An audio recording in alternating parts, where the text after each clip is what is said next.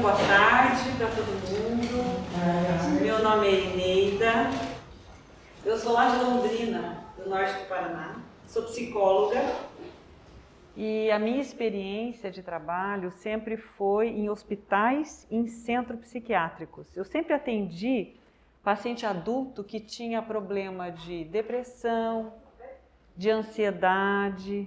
Então, eu atendia paciente adulto que tinha um quadro de muita confusão mental, irritabilidade, né? E quadros mais graves também, que tinham problemas de família, de psicose, esquizofrenia. Sempre esse foi meu trabalho.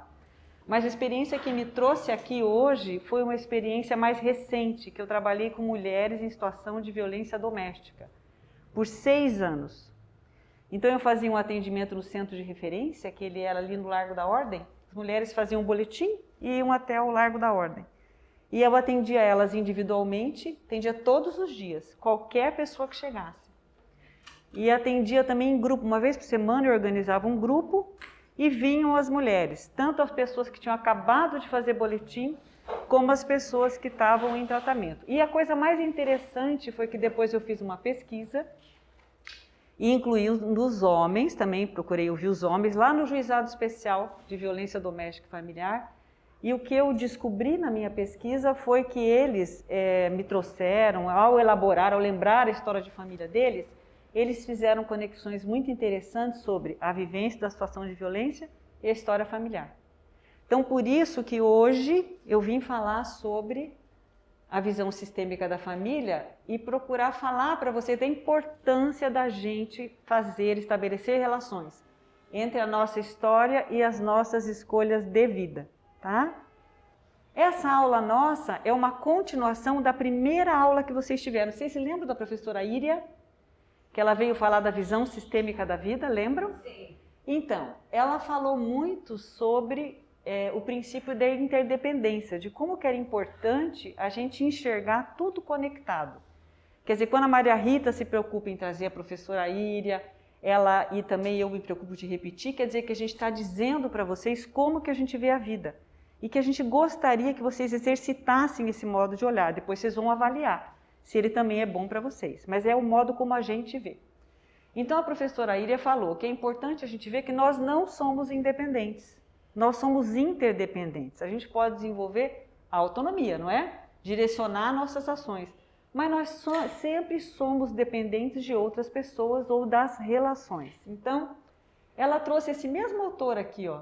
Quer dizer que ele diz assim, que todos os membros de uma comunidade ecológica estão interligados em uma vasta e intrincada rede de relações, né? Por exemplo, ela diz assim que é mais fácil a gente começar entendendo pelos objetos. Se eu vou comprar uma bicicleta, eu vou na loja de bicicletas. Chego lá, compro o meu produto e posso sair andando. Mas veja, aquela loja depende de quem? De uma empresa, não é? De transporte que leve a bicicleta até lá. Essa indústria, essa empresa que transporta depende da indústria de peças, que depende de matéria-prima que vem de onde? Da natureza, né? Então quer dizer que está tudo interligado. E a nossa ideia, então, ela falou assim, mas também como se pensava antes, né? Tá bom, essa agora é a nossa visão. A gente exercita para a gente viver melhor, entender que tudo está conectado e que a gente tem que prestar atenção nas relações. Mas como é que se via antes o mundo, né? Antes disso? Isso é mais ou menos até a década de 50, tá, gente? 1950. Meu Deus, eu nasci em 60. É muito antes, né?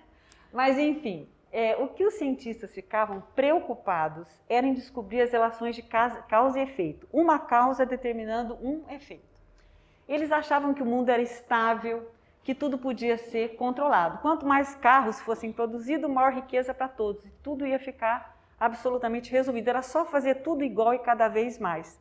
Eles também achavam que as riquezas naturais eram infinitas, nunca iam acabar. Você podia explorar o petróleo, fazer o que você quisesse, que nunca elas iam acabar. E era o tempo que a gente dizia das verdades absolutas. Até o pai da família, lembra? Que era a autoridade máxima, eu tenho a razão, eu sei, a vida é assim. Depois de 1950, que a professora disse que começou a se desenvolver a visão sistêmica, que as pessoas começaram a entender que um efeito podia ter sido causado por mais de uma causa, né? E que era importante olhar o contexto. Lembram que ela falou essa palavra, contexto? Quem lembra? Lembra? Lembra? É Giovana, né? Então, ela falava assim, se alguém aqui também deu um exemplo esses dias, por exemplo, se tem uma mulher em situação de violência, né? Tem gente que fala assim, aquela mulher, ela gosta de sofrer, como que ela não sai dessa situação? Mas se a gente vai e analisa o contexto, a situação que ela vive, a gente encontra outras causas, né? Às vezes ela tem filhos muito pequenos, não é?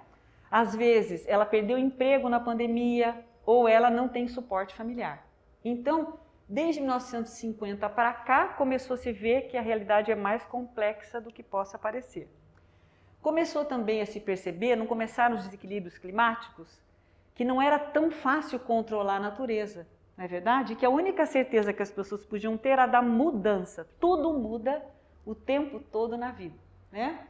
Então, os cientistas, os matemáticos, os filósofos, os físicos começaram a pensar que poderia ser interessante encontrar várias verdades ou conciliar opiniões diferentes. Então, isso é o que a gente acha interessante também, que a gente acha que pode ajudar vocês nas escolhas futuras, né? Conciliar vários pontos de vista, que daí emerge a criatividade. Lembram que a professora Iria falou dessa palavra processo?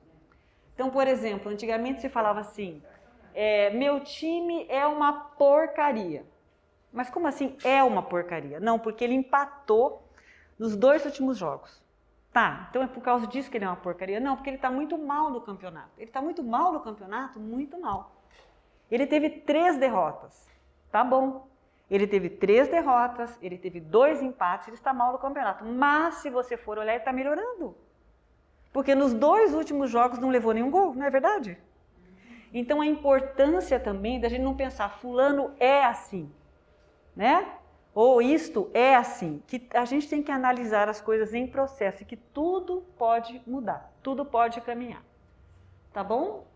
Pois muito bem, como é que a gente vai estender isso para a família, né? Família também é um sistema, porque sistema, gente, é tudo que funciona em conjunto. Todo sistema, quer seja uma máquina, por exemplo, quando a gente começa a entender, se a gente for querer estender isso para as relações pessoais, ele tem o quê? Um monte de elementos reunidos que tem uma hierarquia. Não tem hierarquia na família? Quem que é mais importante na família? Pai, mãe e depois vem os filhos. Isso mesmo. Então, o sistema familiar tem esses elementos. Para que ele serve na sociedade? Ele serve para proteger, né?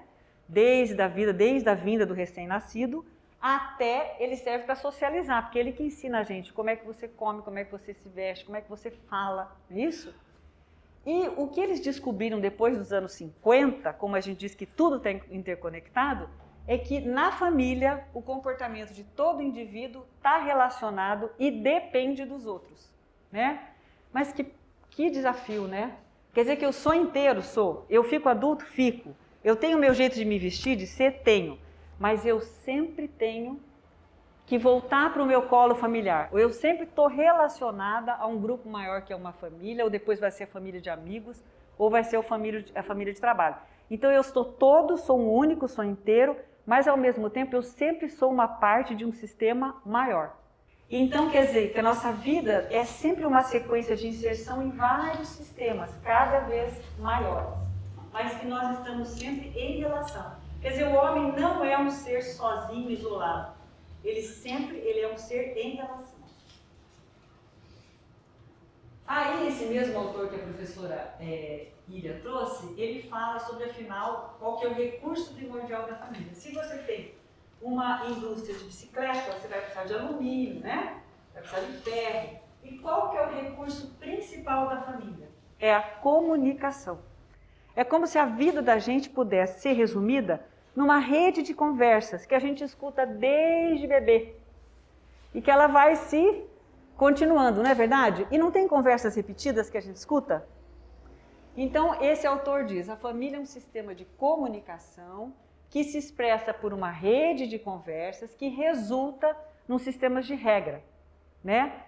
Isso é fundamental na minha vida porque eu aprendi na minha família, ser honesto, por exemplo, tá? Então, da família, dessa rede de conversas, resulta regras, crenças, isso eu acredito, isso eu não acredito, né? E explicações, valores, significados. Quando eu era criança, né? Eu me lembrei disso quando eu estava preparando os slides. A minha avó, eu morava no interior em Londrina, e lá é uma terra muito quente, então todo mundo ficava fora o tempo todo. E as casas eram em terrenos vizinhos.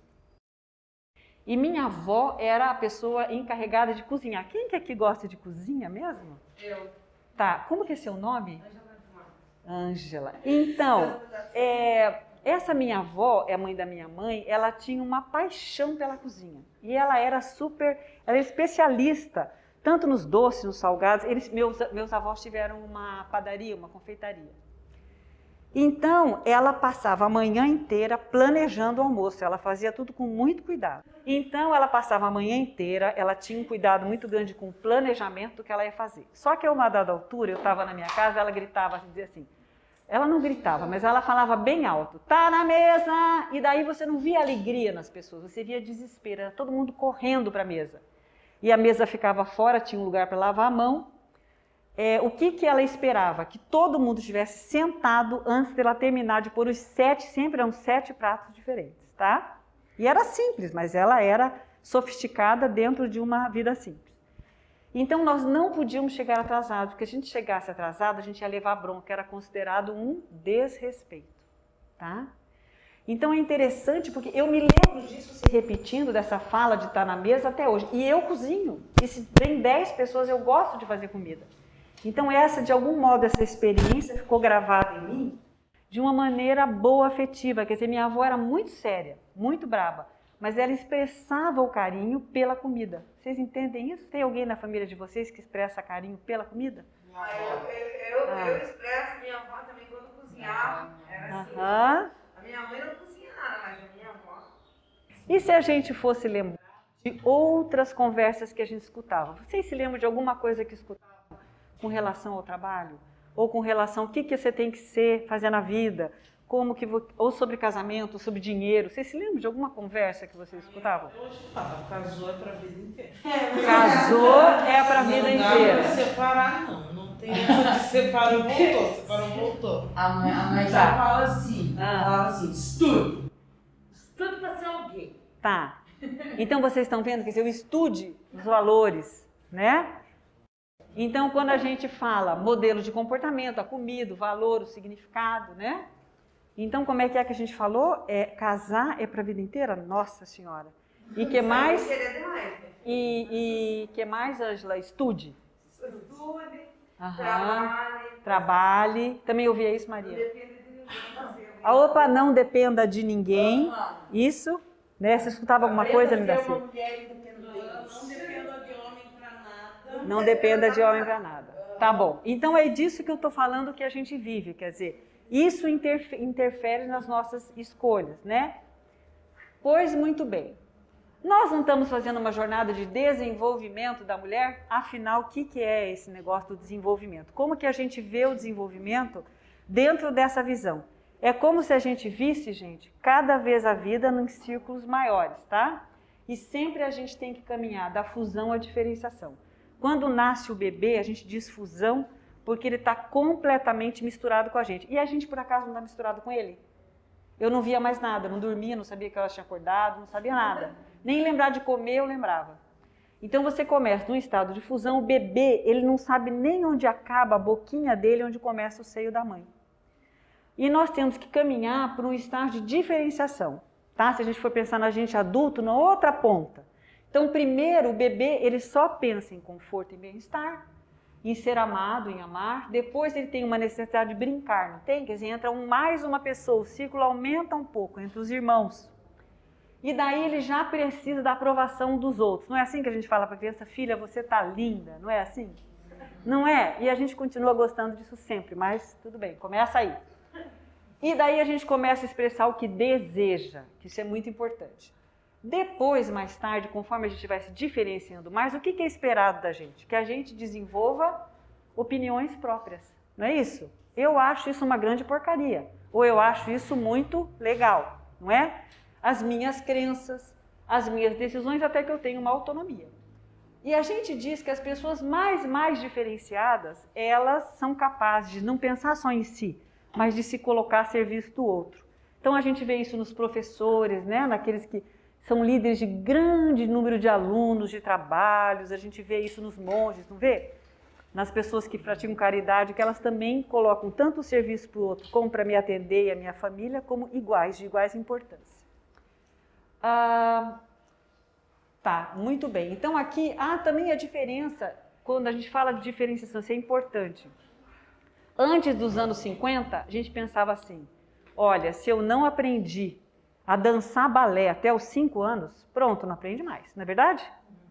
Ah, fulano não estudou, fulano nunca teve carteira assinada. E agora, como é que a gente pensa?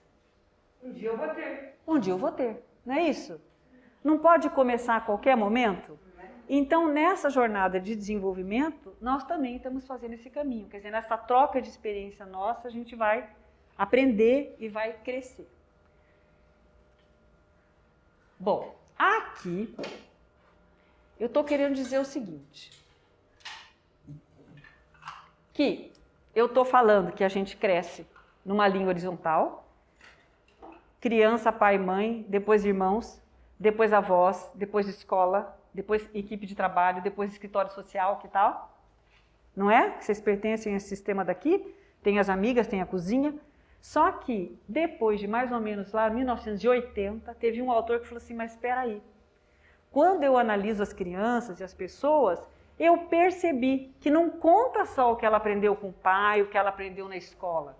As raízes do desenvolvimento também são verticais. Elas estão ligadas às gerações que nos antecederam. Mas como se isso já passou? Não passou. Às vezes a geração anterior, ou a mesma geração dos avós, ela pode influenciar o nosso modo de ser na vida. Então, ele começou a descobrir, sabe por que isso? Ele ia estudar, por exemplo, um comportamento de uma situação de violência, tá? E ele começou a notar que lá na avó materna tinha uma situação de violência também. Vocês já viram essas situações se repetirem na família? Sim. Ou em gerações diferentes?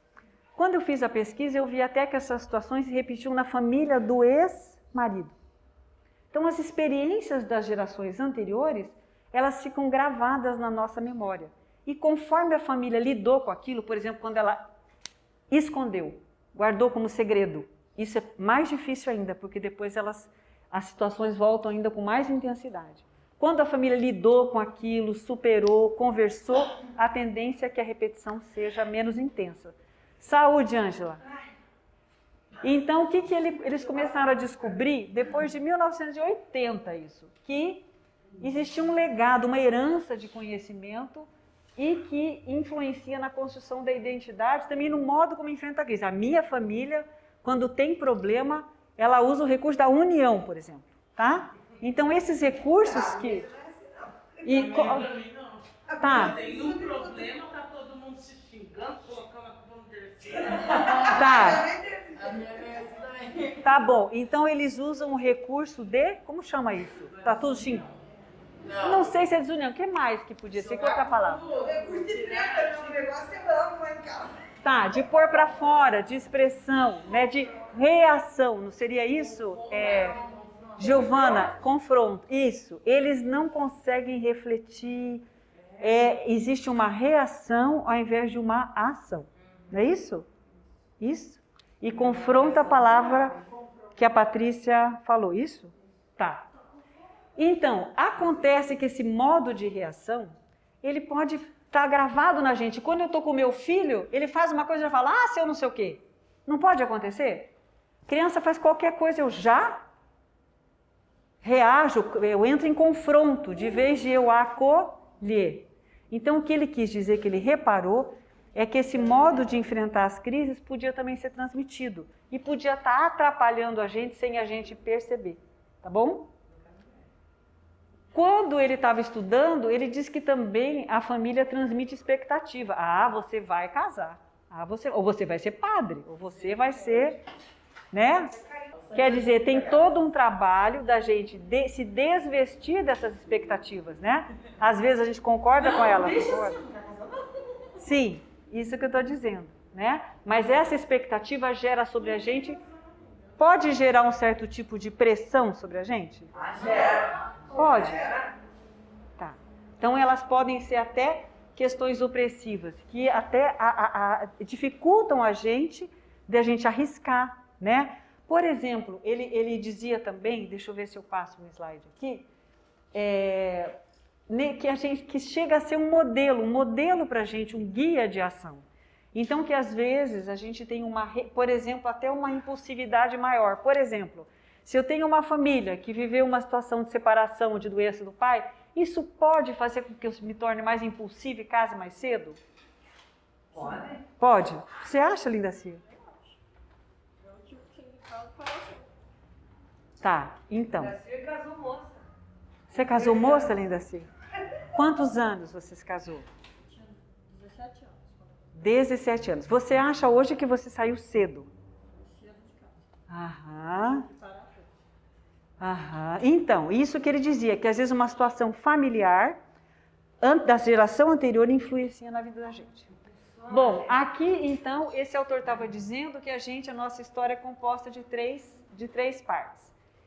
De modo que uma geração molda a próxima. A primeira geração cria um projeto de vida. Vamos supor que é uma família de agricultores, tá? Na minha lá, que era plantar café. A segunda geração dos nossos pais repete. E a terceira geração, ela ou recria o tipo de atividade, ou toma o café que a senhora plantou. toma o café que eu plantei, mas assim, se ela né? Sim, Ângela, mas se ela é produtora e às vezes mudaram a situação da cidade, mudou a situação do clima, teve uma geada, ela precisa se readaptar, porque nem sempre os projetos por 60 anos podem ficar iguais, não é isso? Uma hora pode mudar, tá? O que ele fala que é importante entender é que a gente não pode separar essa história de 3 gerações. Então, por exemplo, se vocês têm... Deixa eu pensar. Sabe a história da Cinderela? Vocês conhecem? Então, a história da Cinderela. Vamos supor que a gente pudesse dividir em 3 partes, como se fosse pensar nas 3 gerações. A primeira parte da Cinderela, o que aparece na história? Não é ela lá? Limpando o chão, né? Isso. Trabalhando. É o contexto dela, a situação que ela vivia, não é? Lá ela tinha irmãs ou ela tinha as enteadas lá do pai? Enteadas. Essa era a constituição sistêmica. Adoravam ela. Então, a gente não está no esforço de se transformar, a gente está no esforço de se conhecer, de ver o que a gente tem de tesouro, né? Descobrir o que a gente já tem de potencial. Mas a Cinderela tinha um desejo, não tinha? De ir ao baile. Então, do desejo da gente é que parte toda a nossa história ou a nossa mudança de vida. Na segunda parte ela vai ao baile, ela dança, ela esquece o sapato. E na terceira parte, quem que acontece? O príncipe vai buscá-la, não é isso? Se a gente tirar qualquer parte da história, não dá. Precisa das 3 partes. Como uma peça de teatro, tem os 3 atos. Então nós somos sempre a terceira geração. Se a gente for pensar o nosso filho, quem tem filho aqui? Eu. Tá. Ótimo. O teu filho, Patrícia, para ele é a continuação da vida, é a vida dele que está em jogo, a tua e a dos teus pais. Sempre são 3 gerações que a gente conta. Às vezes são 4, né? Mas normalmente são 3. Mas há uma necessidade sempre de nós, que somos terceira geração, mudarmos, nos readaptarmos e recriarmos o nosso futuro. Porque não é só pegar o bastão que vem vindo. A gente tem que lidar com as questões que ficaram sem ser superadas, a gente tem que lidar com os negócios ou com as experiências que não deram certo, a gente tem que ou continuar o que deu certo. Então há um trabalho para a gente sempre de transformação. Então não é só viver em círculos cada vez maiores, mas é a gente se conscientizar que bastão que eu estou trazendo, qual é a história que eu estou trazendo. Vocês já ouviram a palavra mito? Já. Já? Mito quer dizer assim, eu estou falando para vocês irem se familiarizando com essas palavras, tá? Mito do amor romântico, alguma coisa que inventaram na sociedade que não serve mais, mas que é tão forte que pegou a gente, né? Então, mito do amor romântico. Eu, quando era criança, vivi isso, achava isso o máximo. Que o ideal era, quem falou? Casar e ser feliz, né, Giovana? Para a vida toda. Casou, casou. Sendo feliz ou infeliz. Isso, e você só é feliz se você completa o outro, né? Ou com o outro, você não é inteira, né? O outro e você é uma coisa só, né? E para a vida inteira. Esse mito do amor romântico, gente, servia também para a sociedade, né? Por que servia para a sociedade? garantia que o homem tivesse em casa sempre o atendimento, o cuidado dos filhos pela mulher, e ele podia ficar onde? O homem? Na rua, trabalhando. Então, quer dizer, a força de trabalho estava mais ligada ao homem. Lembra a doutora Priscila falando de gênero e patriarcado? Não eram os homens puxando a força de trabalho e a mulher em casa cuidando dos filhos, né? Porque assim, gente, o que aconteceu também, né? A mulher, ela sabia tudo dentro de casa. E o homem podia fazer alguma coisa dentro de casa? Ele não tinha nem noção de trocar uma criança, fazer uma comida. Os homens cozinhavam? Não cozinhavam. Então agora a mulher ganhou espaço de trabalho fora, espaço público, né? E os homens muitas vezes têm sim um descompasso. Eles parecem até que tá tentando se localizar, né? Quando você fala de coçar. Lavando louça, limpando a casa. Sim, estão aprendendo, né? Misericórdia. Sim, e eu já vejo os mais jovens gostando de cozinhar, não tem isso? Mas realmente, agora o que acontece na família é que às vezes tem um descompasso, né, gente? Muda fora, mas na nossa família muda mais lentamente. Vocês já observaram isso? Bem lento. Na família de vocês já mudou isso ou ainda está mudando? Alguém falou a palavra vagabundo, vocês escutaram? Ah, eu escutei. Eu escutei. Linda Cir. Tá, o que você tinha associado com essa palavra? Eu falo assim, hoje em dia invadiu, né? Aham. Ela estava falando lá que hoje o homem trabalha, hoje o homem faz as coisas de casa. E os vadios se encaixam onde? Ah, tá. Aham. Mas andam... Diga. Eu acho que ela, vamos tentar colocar pro racional. Acho que Tá. ela está querendo dizer Sim. que antigamente pro homem era feio, era não permitido ele não ser o provedor. E hoje, como está tudo tentando se equalizar, Isso. os homens estão assim mais folgados. Agora eles podem estar em casa nessa condição de ser sustentável. Isso. E daí tem muito vagabundo, como ela está dizendo, que aproveita Sim. dessa brecha. Tá. Então, mas se a gente... Tá bom. A gente poderia... mas vamos supor que a gente vai exercitar nessa situação aqui... Como é que é seu nome? Ana, Que a Ana está dizendo, nós vamos exercitar a visão sistêmica, tá? Então, esse homem, ele está em processo, não tá? Ou ele não está em processo? A mulher não teve que se adaptar fora para o mercado de trabalho? Ela não se bateu para aprender as funções? Pode ser também que esse homem esteja um pouco paralisado, ele não saiba como fazer, ele não sai. E tem homens que gostam mais. Então, assim, vocês veem que a gente está falando de uma situação tão delicada, né? Como que é sofrido esse processo de mudança para nós? Como que é difícil para as famílias? E se a gente fosse exercitar o pensamento sistêmico, a gente pensaria, puxa vida, tem um descompasso, né? Parece que a mulher saiu rápido para o mundo de trabalho, né? E parece que as coisas não estão equilibradas ainda em casa, não parece, pelo que vocês falam? Parece também que a gente pode, tá bom, ver negativamente, aquele homem, ele é vagabundo, ele é um gigolô. Mas se a gente fosse tentar exercitar, olhar em processo, talvez daqui a um tempo a gente veja mais situações equilibradas, menos preconceito. Por isso que a doutora Priscila falou que as mulheres estão movendo uma revolução. Existe uma luta muito grande até que a gente alcance o equilíbrio, né? O que então a gente está falando só, gente, é que se o avô trabalhava dentro de casa e a avó fora, se eu tive na minha família perda, separação precoce, sair cedo de casa, tudo isso tem uma relação. Ah, porque você é culpada porque você fez isso. Ah, por que você foi fazer aquilo? Se a gente for pelo menos querer se compreender, às vezes a nossa história ajuda. Então, desse processo todo e do que a doutora Priscila falou, de que está mudando essa relação, que nós estamos lutando por equidade, isso também está dentro da psicologia, né? Está dentro da filosofia. Quer dizer, essas questões de gênero estão dentro de qualquer escolha, de qualquer comportamento que a gente possa apresentar. Pois muito bem. Então, qual que é a nossa proposta, né? Quer dizer, o que a gente está defendendo com vocês? Que vocês estendam sempre, que talvez se a gente olhar a história nossa familiar, e se a gente tiver a oportunidade no ano que vem, nós vamos fazer isso, quem sabe a gente vai buscar mais longe sobre o entendimento da nossa vida, do nosso desenvolvimento. A reflexão sobre a família, do sistema, como um sistema emocional intergeracional, pode nos ajudar a compreender a nossa história pessoal e fornecer pistas para as decisões futuras, repetindo só o que nós queremos e recriando o mundo que nós desejamos. Então, o que as pessoas, os estudiosos começaram a descobrir, que as experiências se repetem. Então, se a gente pisa com o pé inteiro no chão, né, com a nossa história, como disse aquela postura que tem que pisar com a planta inteira, é mais fácil a gente se compreender e redirecionar o nosso futuro. Bom, para terminar, eu vou falar com vocês que nessa visão, dentro dessa proposta que a gente está fazendo para vocês exercitarem, a gente vê o conhecimento como ele não estando numa única pessoa ou num único lugar. Ele está sempre entre as pessoas. E no compartilhamento de experiências, ele é um fenômeno relacional. Então, o conhecimento está entre nós. Quer dizer, quanto mais nós exercitarmos, trocar experiências, conversar, cada uma contar a sua experiência, mais ideias nós vamos ter e mais conhecimento vai ser, a gente diz, gente, co-construído, né? Construído junto. Eu coloquei aqui o Paulo Freire um pouco, que é um autor que eu acho que vale a pena vocês conhecerem. Ele é um pedagogo, um pensador brasileiro, ele já faleceu na década de 90, mas ele que falava que a gente constrói o conhecimento a partir da nossa ação no mundo, da prática de cada um, que é na cozinha, né? Que é na contabilidade.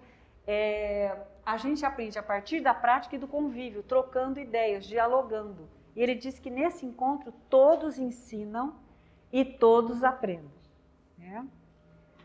Para terminar, então, eu coloquei aqui, esse é uma ideia de uma cientista brasileira, ela chama Maria José Vasconcelos.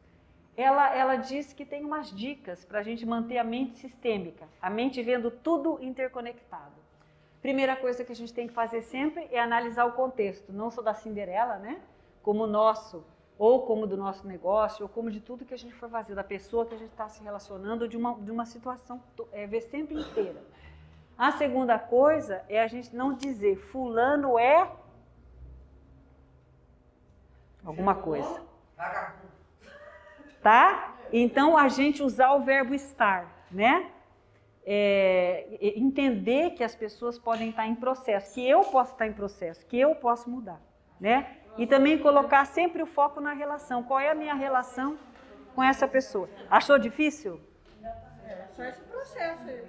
Tá. É um desafio, né, Linda Silva?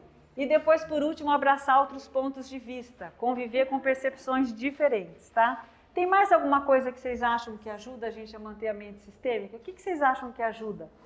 Tá, então a Ângela falou da ação, do fazer em si, e você falou de estar aberto sempre para o novo. Você tem que estar a mente aberta fazendo alguma coisa. Tá. Né? Não ficar parado. E tá, como é que você falou? Estudando. Eu Que- estou estudando. Tá. Eu estudo à noite, Ah. só na sexta-feira que eu não estava indo. O que você está fazendo, Linda Silva? Eu faço o médio. Ah, ensino médio, legal. O que mais, gente, para manter a mente conectando tudo? Mais alguma ideia? Internet, tecnologia, se aproximar da tecnologia, por que não? Porque o mundo está caminhando assim, não é mesmo? Acho super importante. Muito bem. Agregar aquilo que é bom. Agregar aquilo que é Na bom. verdade, é assim, né? Uhum. Coisas boas e coisas ruins. Aham. Mas naquilo que é bom pra você. Que vai te Aham. ajudar. Não Aham. aquilo que vai deixar Aham. pior do que você já tá. Mas eu gostei do que... Dançar funk me ajuda. Aham. Então, mas eu gostei do que ela falou. Como é que é a sua nome mesmo? Carol. Eu gostei do que a Carol falou, porque o mundo está cada vez... A tecnologia agora deu um salto, né, durante a pandemia. Então, se a gente for nessa linha de fazer alguma coisa, aprender e for para a tecnologia, é importante. Mas antes da gente ir para o lanche, eu queria pedir para vocês falarem só uma palavra, antes da gente sair, sobre a nossa conversa sobre família. Pode ser uma coisa que eu pensei, pode ser uma coisa que eu senti, uma coisa que eu pensei, uma coisa que eu senti, mas uma palavra só. Uma palavra só. União. União. Você pode anotar para mim, Ângela, as palavras, para eu não perder? Confiança. Confiança, peraí. União, confiança. Amor. Quem falou amor? Como é que é seu nome? Jéssica. Amor. Compreensão. Compreensão. Fortaleza. Fortaleza. Empatia. Empatia. Paciência. Paciência. Quem não falou ainda? Cumplicidade. Cumplicidade. Humildade. A Ana já falou uma palavra? Na minha, quando é coisa errada, eles são cúmplices. Sei lá? Não. Sei lá é bom também. Qual palavra seria, Ana? Não, ele sabe que O que seria comum? Aham. A que eu escolho, a que eu fui gerada? Tá. Aham. E uma palavrinha dessas aí todas que você falou? Depende. A que eu fui gerada, Aham. a palavra não vai ser muito positiva. Vai ser? A palavra não vai ser muito positiva. Tá. Então, para mim, a que eu fui gerada é irrelevante. Irrelevante. E a outra? E a que eu escolho, Aham. a base de tudo. Então, pode anotar as duas? Irrelevante, ela falou as duas coisas. Irrelevante é uma palavra. E a base de tudo é outra palavra. Todo mundo falou uma palavra? Fechou? Uma palavra?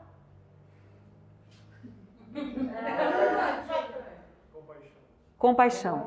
Quer falar uma palavra? Quero alegria. Alegria. Quer falar uma palavra? Família. Família. Amor. Amor. Mariana. Como? Desafio. Tá, a minha palavra é amizade. Tá?